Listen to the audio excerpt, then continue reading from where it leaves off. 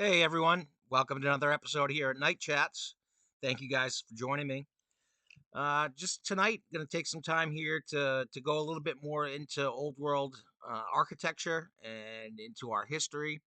It's going to be a video that hopefully will open up some eyes, get you guys thinking a little bit when it comes to our past and when it comes to our history.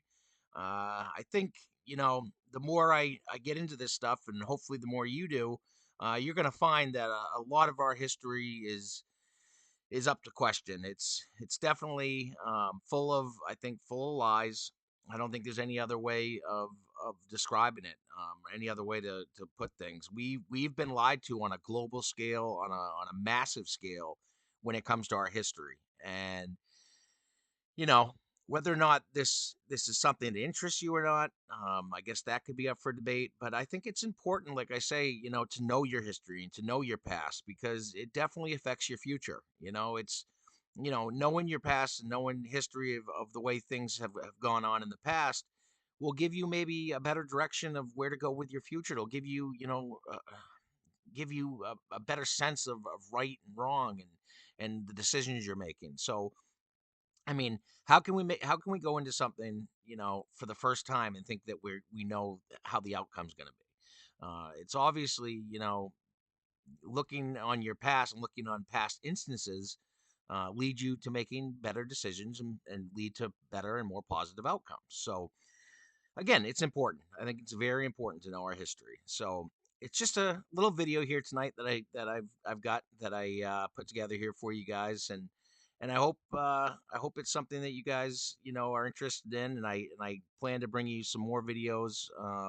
This talks, like I said, a little bit more about the architecture of the old world and things of that nature, and it ties a little bit into the the way our history was distorted. And I found it very, very interesting. So I hope you guys do too. But we'll get right into it here. So again, thank you guys for joining Night Chats. And if you could, make sure to hit that like, hit that subscribe. It definitely is going to help me, put more of these videos out in the future.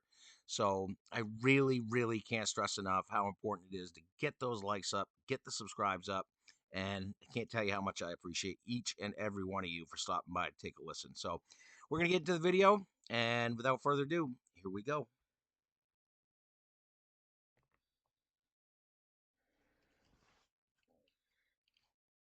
Has, of course, 300 fireplaces and 379 clocks. Do any of our towns have any upcoming plans to knock a 1,000 room, 300 fireplace fortress out in the next few years? What about half that? No?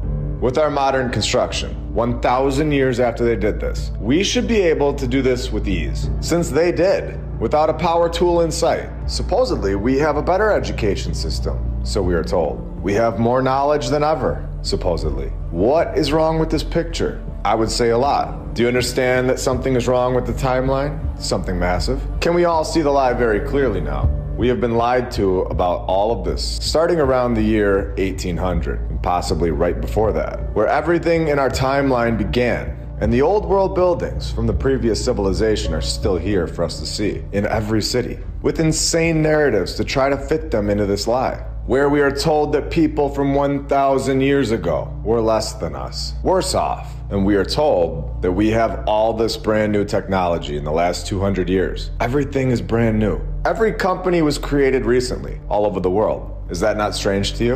And we're told this new technology has never been here before. Planes, trains, cars, phones, computers, internet, and the AI, when it has. And in my opinion, it's been here many times before. We went into Oshkosh, Wisconsin, and got boots on the ground footage, and learned a lot about this town. And it carried on into episode 42, where we learned all about their tunnel system, and we exposed a ton about this location. And I think this triggered something. On October 9th, 2023, Fox 11 News reported that Oshkosh, Wisconsin had a road construction project going on, where they, for some weird random reason, needed to delay the project. This is when archaeologists were just randomly in the area and working on the site. I'm just going to ask the AI ChatGPT if archaeologists are normally present during road construction. No, Archaeologists are not always present during road construction projects. So we definitely have something weird going on here. And they found an extensive village. Are you ready to see what they found? Did this community that we've built trigger a destruction project in Oshkosh? In my opinion, this is exactly what happened. So they say that the Cultural Resource Management Project has been working with the city since the start of the road resurfacing project. Road resurfacing? They're not building a new road. This is not making any logical sense. A road resurfacing project happens all the time, and you definitely don't need government programs or agencies there, or archaeologists for these small road resurfacing projects. The cultural resource management programs are typically established and enforced by government agencies to protect archaeological, historical, and cultural sites and resources. So are you ready to fully understand what is going on here? Are you ready to see why I think we triggered this? Here we go. Because of the history of the area, the archaeologists already knew that there were archaeological deposits on both sides of the existing road. The old world was there for decades, and they knew this. And now that we have just gone there, they need to cover it up or destroy it. And there was a high likelihood of remnants under the existing road. What kind of remnants would they be talking about? And that's exactly what researchers have found. Unbelievable stuff. We all know that there was a much more advanced civilization that lived here before our current timeline. A civilization that was able to construct the Cologne Cathedral, or the St. Mark's Basilica, and all of these towns, including Oshkosh, that have been hidden from us and explained away by saying that they were just ancients. They were from thousands of years ago. So basically implying to us that we were not supposed to question it, when in reality, this advanced group of people were not here thousands of years ago, and instead, relatively recent. It's a village site, so a place where people lived in the past. Should we continue to see what they found? Remember, they have admitted to already knowing that all of this was here, and they are just now doing something with it. But because they're doing something with it, they have to explain it away with all of this nonsense. I believe, in my opinion, that they are removing anything that could give away the fact that this was not from 1,000 years ago. They are removing all of the things that this community would take and run with. This is shocking stuff. They admit to finding houses. Finding houses? Are you kidding me? Under the dirt? Mud flood, anyone? So what's going on here? There's a considerable amount of cultural items that they also found, as well as cultural materials associated with the places that people would have lived in the past civilization. Can we see this stuff right now on a live stream? No. Do any of us trust these people to share everything that they have found with us? Remember, they knew all of this was here, which is the craziest part. So these people are taking a guess that this civilization was here from the time period of 900 to 1600, which is the exact same time period that we are discussing here. Literally right before the 1800s, a major event took place and wiped the previous civilization out. I'm stunned right now, to be honest with you. It will, of course, all be preserved eventually, once the road resurfacing project resumes. Who here believes that? If they knew this was here, what else are they aware of that we aren't being told about all around the world? Now, we are going to begin with the Milwaukee City Hall. I have a few other places that we're going to investigate today, where the mainstream narrative is lying straight to our faces, to knocking that one down and upgrading to this, and seeing evolution hitting us square in the face. I'm glad that once we actually got power tools, the buildings really took off, and the architecture just blew us all away, with perfect 90-degree angles. So let's all have some fun today and open our eyes even further. As promised, here we are in Milwaukee, Wisconsin, that was supposedly designed by architect Henry C.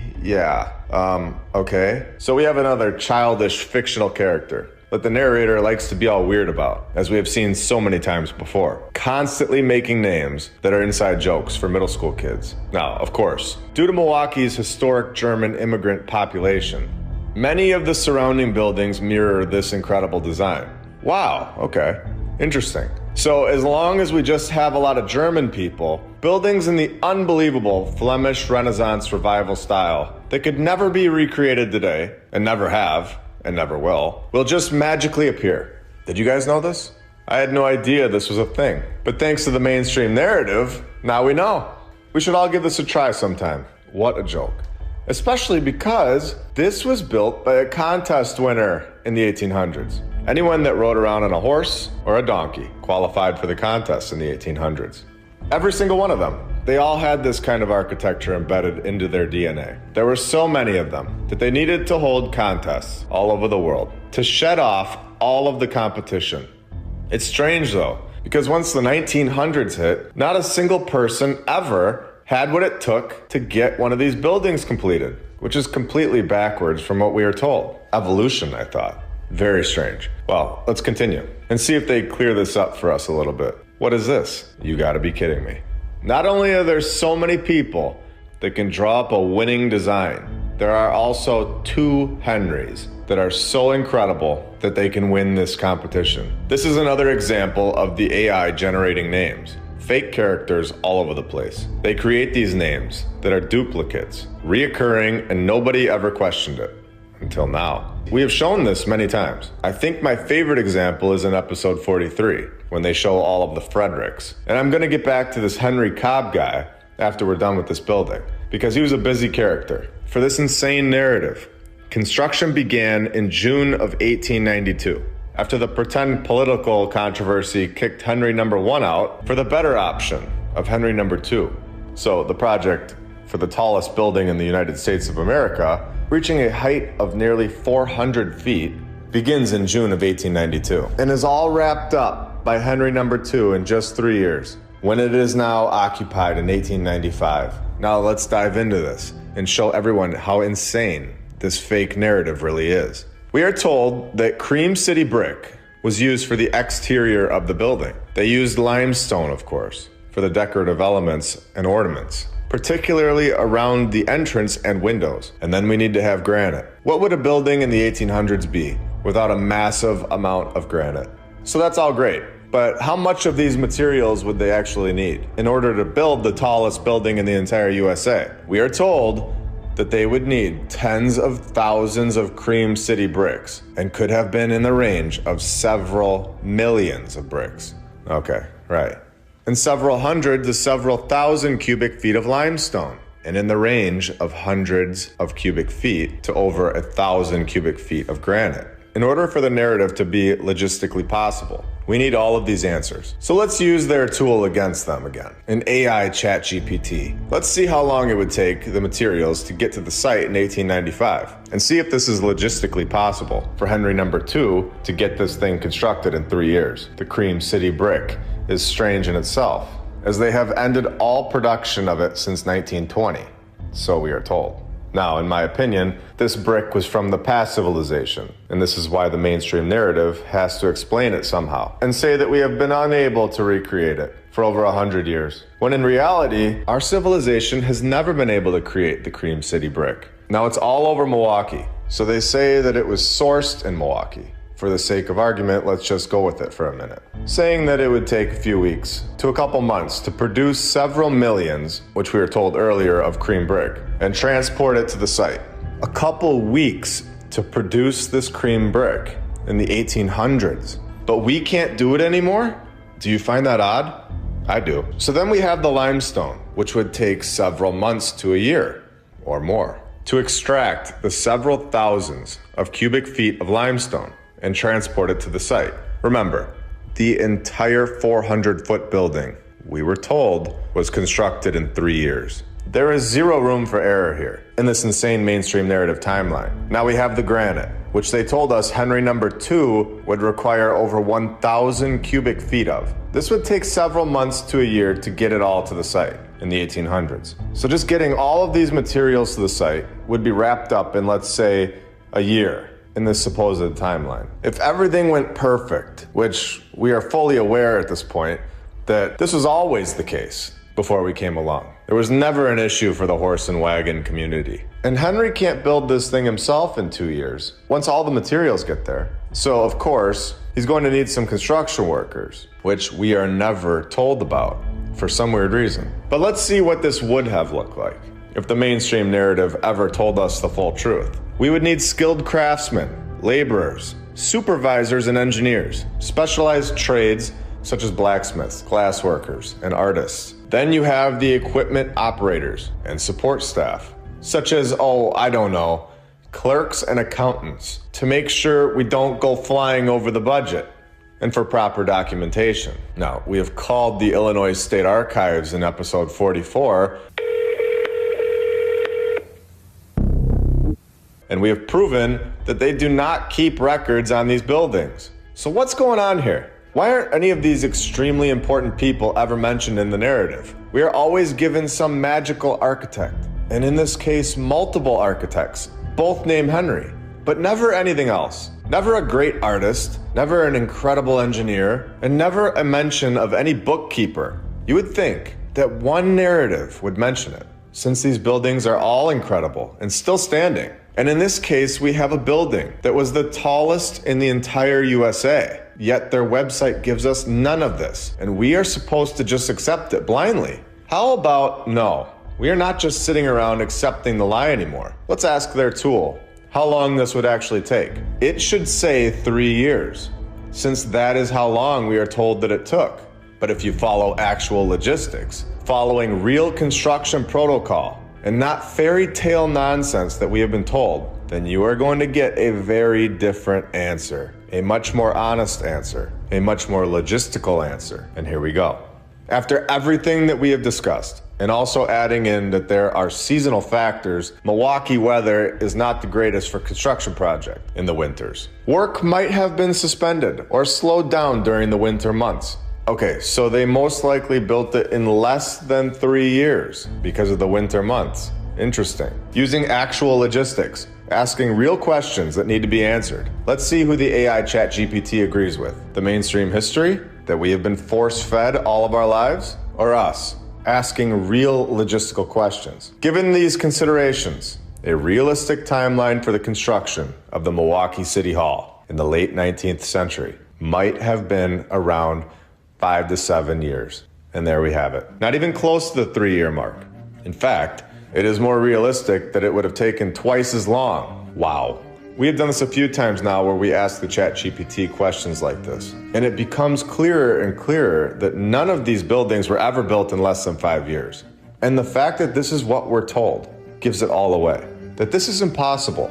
And that we are most likely spot on. That a previous, much more advanced civilization with incredible tools, and they did not ride around on horses and wagons, were the true builders of these old world structures. And our civilization is a bunch of founders that claimed these buildings as our own.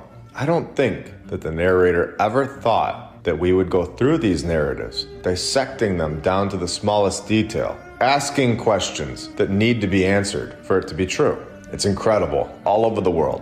And I love that we are all seeing the truth now. This is a growing community by the day, because once you see it, you don't go back to unseeing it. The massive growth is proving that the lie is drowning, and we have had enough of it. We are finding the truth about our past. And the truth that this place that we live is incredible. It's filled with perfection, and we have been distracted from it for far too long. When you walk down the street, you will now see the previous civilization's work in your city, because they are honestly everywhere, and they deserve our attention. Henry Cobb, the first Henry that we were given, is a character that needs to be covered. Here we are given a list of buildings that Cobb is credited with knocking out over 100 years ago. There is one specifically that caught my eye, and that is the Chicago Federal Building. And let's take a look at this picture for a minute. We have shown this type of nonsense before, so let's do it again. They show this fake wagon sitting on the dirt road, with more people that are identical next to each other in white. These are not real people. They are all photoshopped. If we zoom in on it, you can clearly see that they are duplicates. They are copy pasted. And the other one is all glitched out. And who just stands in the middle of a road anyway? None of it fits in. You have a massive building, yet you have horse and wagon, and you have dirt roads. If it rains, the dirt is going to become so wet, and you will not be moving any limestone. Yet this was never an issue for the mainstream narrative. The dirt is always looking like it had just been raked and perfected for the photo. There's a dirt road down the street from my house, and they have to fix that thing all the time. Otherwise, there's massive holes in it. There are no holes in this picture. It's a perfect dirt road. I'm at the point where I'm going to say that this was prepared for the photo in our new civilization. The dirt is sitting on top of the past civilization's work. These buildings are under the dirt. They are much bigger than we can see. This is not the original road. It's all backwards. The road always comes first in construction because you need to be able to access the construction site. This is obvious stuff that the narrative ignores. Like we said, getting the materials there and the machinery would be nearly impossible with dirt roads and donkeys and wagons. If it snows or rains, then just forget about it. Other than a few fake people, a couple fake wagons and a light post, this is in Chicago. And we all know that Shalaga is not abandoned. There are literally no people in this photo. My point is that if this is true, that these are Photoshop people in wagons, which is looking more and more clear that this is the case, then was this the very first picture of this building for our current civilization to see? It's strange, especially when we hear the story about the building. The Chicago Federal Building. Look at the size of this thing. Constructed in just 7 years, of course. Well, I guess that's better than the last story, but come on. After 7 years, they still couldn't throw a road down? It's weird. And what is this? The 1905 building was demolished in 1965, only 50 years after its construction, and replaced by the Kluck-Ziske Federal Building. Are they joking? This building was outdated after 50 years? Oh, and here's the Kluck-Ziske building that is just bursting with architecture and incredible craftsmanship that our civilization is known for. The perfection of the 90-degree angles is just amazing. I don't even know how we pulled this kind of building off. I'm sure we needed many contests for this building. The winner was a pure genius, one of a kind. And all right, you get the point, that this thing is pathetic. I think that any one of us could have drawn this piece of trash up when we were 5. It's an embarrassment. And to knock down the brand new Chicago Federal Building for this is insane. Obviously, the Chicago Federal Building was not constructed by our civilization's timeline and was not brand new. And it also did not need to be replaced. And should we absolutely shred this nonsense? I honestly can't wait to say what I'm about to say. Here we go. The original Chicago Federal Building, with all of its incredible detail and architecture, we can see that it was obviously incredible. We don't need to ask anyone, and we see the difference between the old world's construction and our pathetic nonsense. Now, if we are a civilization of advancement and the mainstream science and narrative is true, then we would be evolving. Everything would be advancing, as they like to tell us we are. But we all know the narrative just told us it only took 7 years to construct the Chicago Federal Building with a bunch of people that rode around on horses and wagons and no roads. So to construct this new piece of trash that was built with 0 ounces of stone that you don't need to transport from a quarry, this thing better have gotten done in like 6 months or less. So let's see how long. Oh, you gotta be kidding me. 14 years to build this box? So when we can all see the construction, it takes 14 years. But when we aren't around to see it and can't verify the dates, it's done in like 3 years or 7 years, in less than half of the time, and done with so much more artistic detail. This point alone should get everyone in the world to shake their heads at what we have been shown in our education system. How much clearer could it get that our history is a complete lie? This is insane when you really think about it. It's shocking. Now, we all understand that none of these buildings were constructed in less than 5 years. So when we dive deeper and are told that St. Andrew's Catholic Church, located in Virginia, was constructed in less than 2 years in 1900 to 1902, when this was their way of transportation, we know that there's something off with the mainstream narrative. And this is when you can go deeper. And we find an incredible construction photo. Are you all ready to see it? Oh, you gotta be kidding me. This building is done.